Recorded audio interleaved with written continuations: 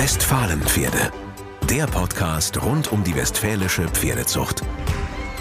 Das Westfälische Pferdestammbuch steht seit 120 Jahren für Erfolg und Erfahrung. Es führt das Zuchtbuch für renommierte Reitpferde und zuverlässige Freizeitpartner. Aber auch Reitponys, Kaltblüter und viele weitere Rassen gehören dazu. In diesem Podcast geht es um die Arbeit des Westfälischen Pferdestammbuchs. Wer gehört zum Team? Wie züchte ich mein erstes eigenes Fohlen? Was passiert rund um eine Auktion? Episode 42, The Know-How of Westphalian Horse Breeding, with breeding manager Thomas Münch. We have noticed that we also do have numerous listeners of this podcast outside of Germany. So we have decided to record a podcast episode in English. Throughout the time there will certainly be more episodes in the English language, but today for now we want to start with some basics of the know-how of Westphalian horse breeding. Later on, we will dive a little bit deeper into the careers and pedigrees of some special Westphalian horses. My name is Britta Knaub, and today I'm happy to welcome here in our podcast one of our Westphalian breeding managers, Thomas Münch.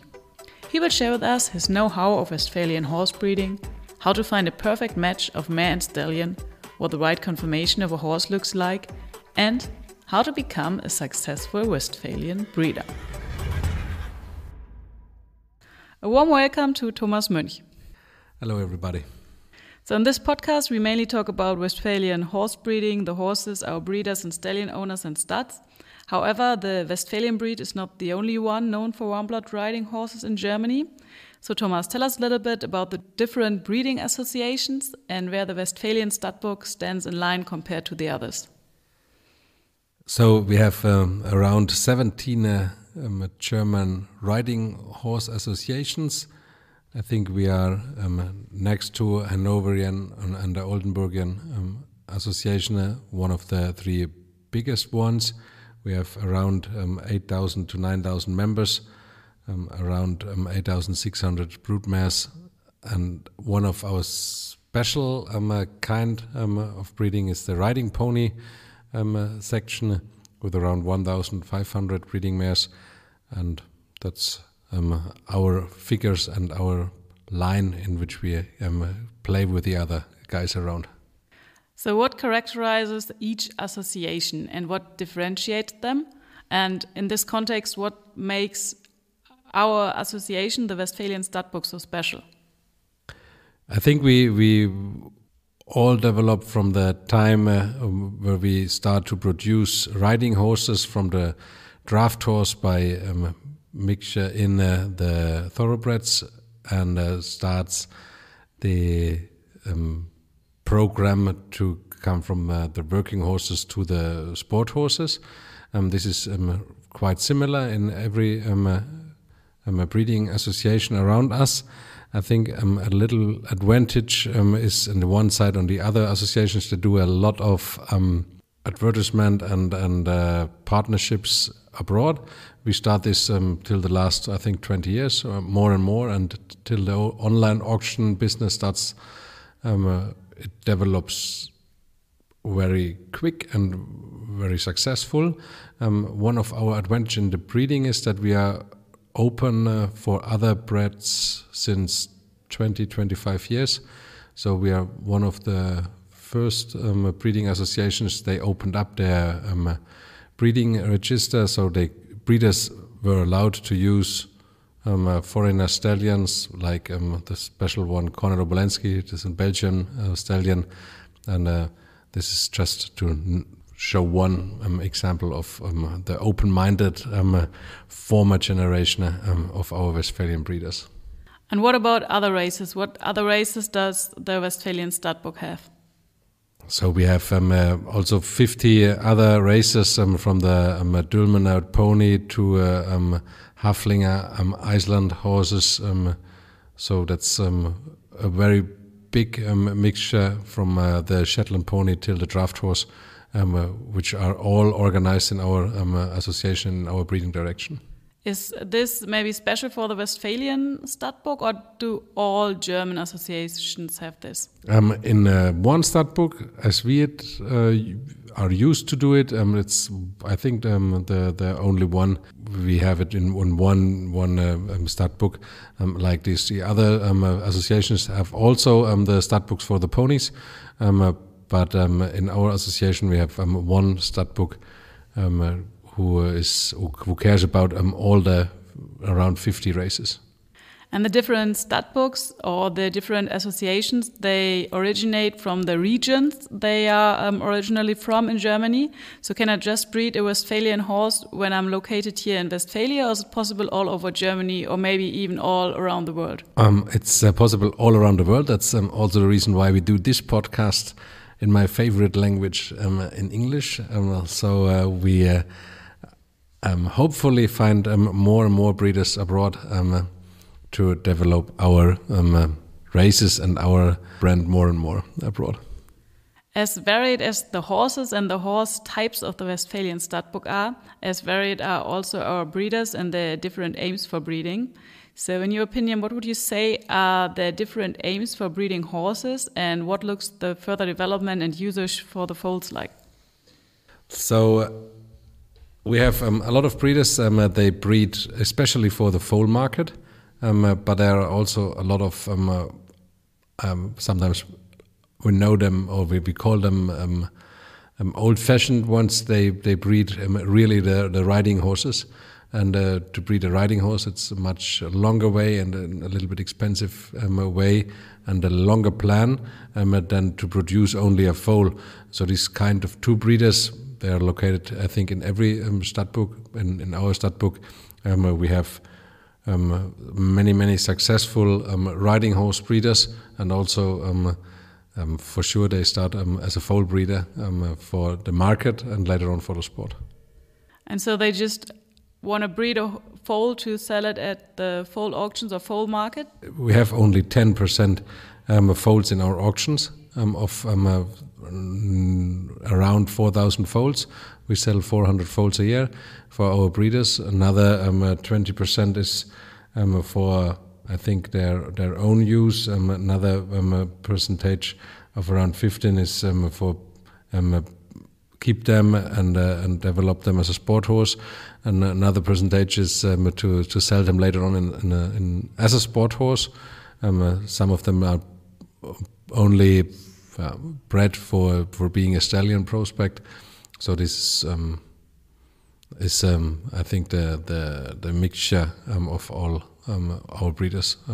In your opinion, is the current breeding development for riding horses going into the right direction? So are we breeding the right horses according to the requirements of the riders and the horse enthusiasts? So we have I think the right direction and the right development. We have more and more girls riding in the sport. We need soft horses, good-minded, well-behaved, well-educated, with top rideabilities, easy in the hand, light on the aids. So I think this is the right development. For the international sport, when we see the FEI figures, it's a little bit strange because we sell more than 70% dressage foals. And later on, we need in the FEI registered horses more show jumpers. So this is, I think, not the best direction in Germany. We have our breeding association splitted, but international we have more plus on show jumping horses, also in the breed than in Germany. We also know from some statistics that there are a lot of riders not even organized in some association, not in a sport association, and they are just interested in spending time with the horse. So is the breeding focused too much on the sport horse? That's a little bit right. We need more and more horses with good rideabilities, and not only the top 1% to be in the top sport. And when we have a look on the top horses and their career and their plan for breeding, it was not only they are not only planned and bred for being one of the top 1%. The worst plan is when you have a horse who is not good enough, not scopy enough, not careful enough for the top sport, and later on too complicated for the amateur riders. And then we have a product and a horse bred what is not suitable for our sport, for our horse human being. So this is a good point. Let's come to the matings and what we have to look for as a breeder in the mare and the stallion. So when someone is thinking about becoming a breeder and mating a mare to a shire, the first thing the breeder has to look at is the mare. So what conformation should the mare have, and what traits do I have to look for in particular in the mare? Breeding mare should have the square format,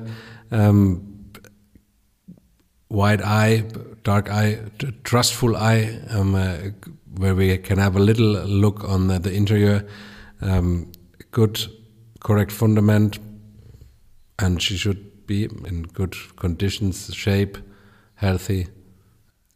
And which other traits are important when we are not looking at the exterior, but at the character and maybe the dam line?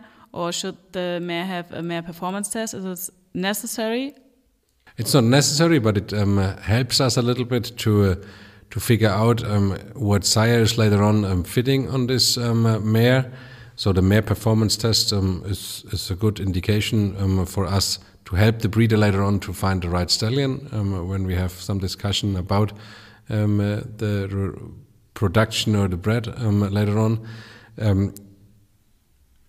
Ideally, when we would like to breed riding horses, it's advantage when the mare is ridden. So then when we discuss a lot of the stallion tests and the behavior and the attitudes of the stallion, I think we have to keep the same points on the mare's schedule. So the same things we ask by the stallion for, we also have to look for in the mares. Ideally, they have a top mother line with successful horses out of it for generations, and also when they are in the sport, it's better for us and better for a secure breeding start than only a mare from the field. So then when we have decided on the mare and we have a suitable mare for breeding, the next big and very important decision is which stallion to cover her with. So this is also a decision that should be thoroughly thought over. Which basic traits should the stallion we use have, and how do these traits have to correspond with the mare we chose? The stallion, I think, should improve the mare's flaws, should have the right temperament to meet the mare's temperament, should already have successful offsprings. It's easier to have there the security to start your breeding decision. So you should not use a young stallion for the first time? For the first time, if you don't know anything about the breeding performance of your mare, it's easier to use an older stallion where you can be, or you know a little bit more about his breeding performance to fit it on your mare. So I think it's easier to start with the first time with an older stallion. Later on, you can also go a little bit to the market and to the modern breed and be the first one in the first year of the first foal of the first covered mare of the first stallion later on. So. When you know about your mare and what she inherits to the foal. Yeah. So where can I find the right stallion for my mare then? Where do I have to look? Do I go to stallion shows, or do I drive to the stud directly and ask the stud owner to show me the stallion? Or is it sufficient if I have just a look on the internet, on YouTube videos? For me, the best thing is to have a look live on your stallion you want to choose for your mare. not to select him only on a 20-second Facebook or Instagram story link. So please go and have a look on your stallions you want to use for, or have a call to a guy who can have a look to these stallions. You can have a look on the results of shows where you see the offsprings of some successful stallions. You can have a look directly on the shows which stallions performs there at its best.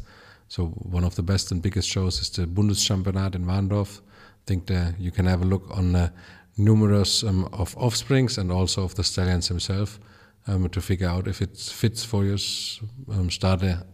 your breeding mare with him. What do you think about the special stallion shows where the stallions are kind of shown off? Is this a good place to look at a stallion you want to use for breeding? For sure, it's a top idea to have a look on many stallions in a short time on the stallion shows.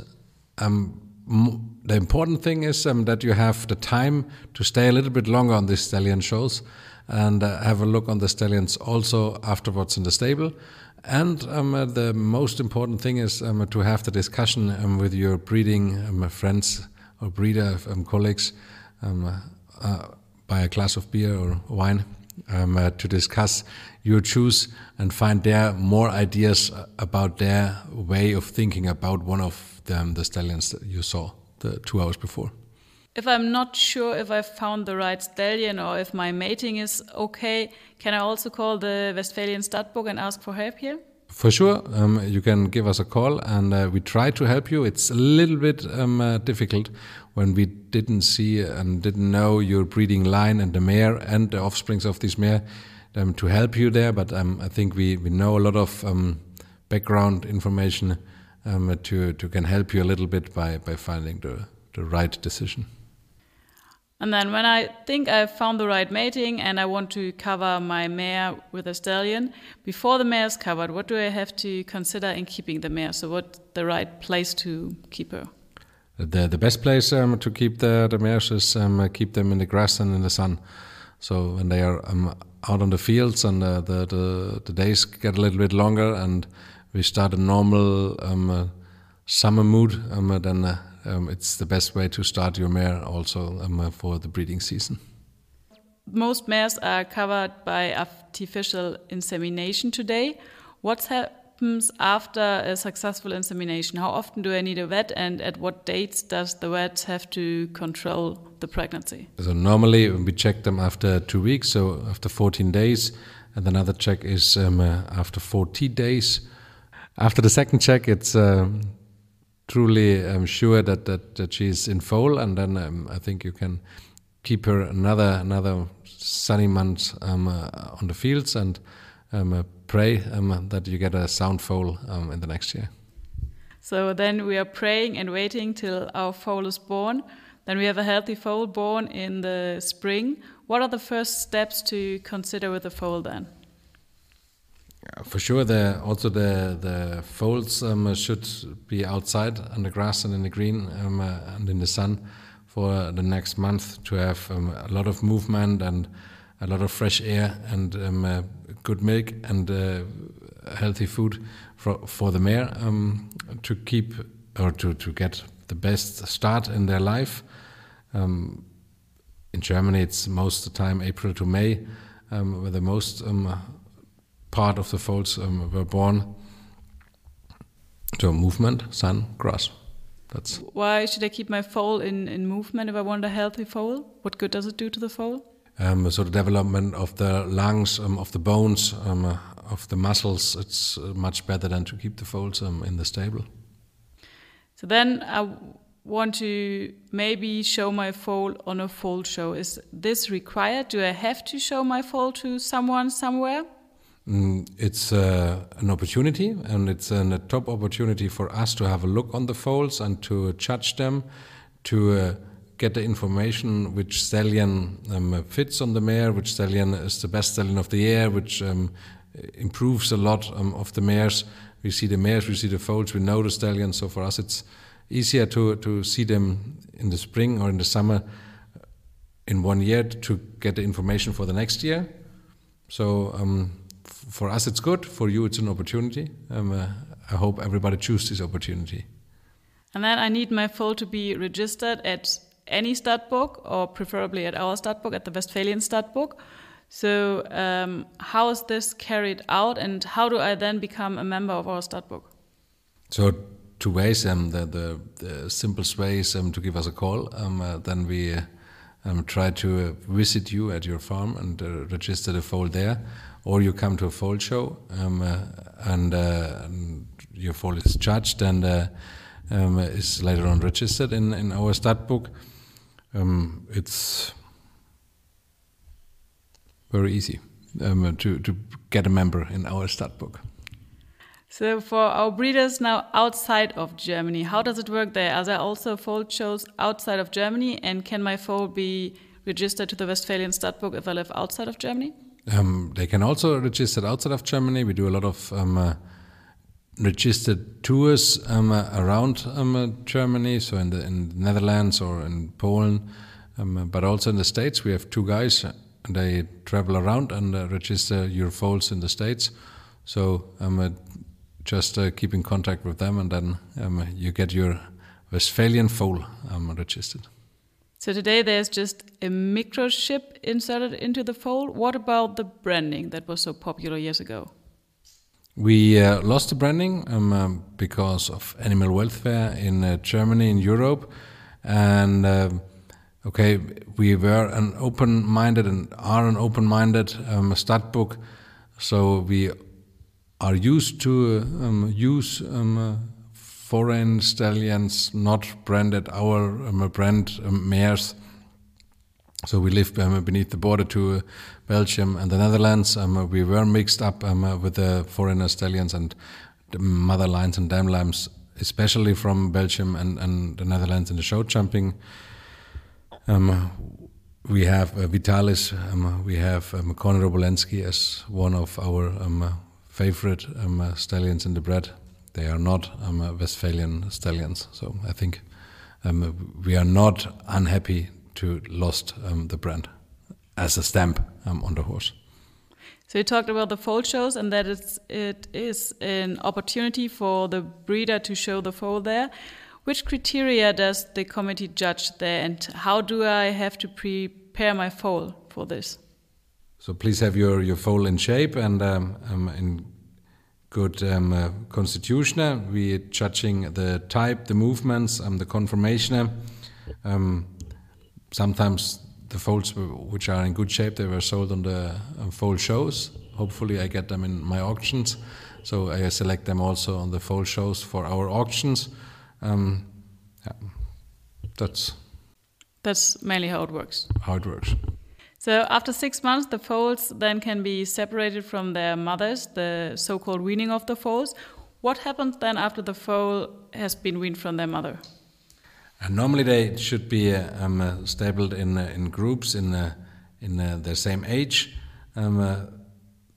Hopefully in a freestyle barn with a big paddock in front, and they keep the first winter there with their new friends in this barn, and later on they have another 2-3 years on the fields. In the moment we decide they have to go to stallion licensing, we will do the X-rays in the age of 18 to 20 months. Later on we keep them in the boxes and prepare them for the stallion licensing. This is only a small percentage who will really make it. So how many would you say? I'm not the best statistic planner, but in the end it's less than 5% of the stallions of all the colts born. Of all the colts born. The others we have to keep in the fields and prepare them for being a riding horse, and then later on we can help you to produce your foal, to break him in as a riding horse, sell him in one of our auction, train him for you for your own sporting activities or hobby. Does the Westphalian Stud Book offer help to its breeders here? Yes, we have a training center here in Münster-Handorf with around 80 boxes, stables. And in these stables we help our breeders to break the horses in, prepare them for mare shows or for the normal mare tests or for stallion tests. So anything is possible here. Anything is possible. So many thanks, Thomas, for these first insights into the know-how of Westphalian breeding. We will record another English episode where we will dive a little bit deeper into some examples of the pedigrees and the breeding of current success horses in show jumping. So for now, the final question: what's your secret to a successful mating? In Germany, we call it the 3 Gs. I don't know if you can exactly translate it with Gs, but in Germany it means Glück, Geduld, and Geld. So you need luck, money, and patience to be a good breeder. Thanks for this. Thank you, Thomas Münch. Thank you.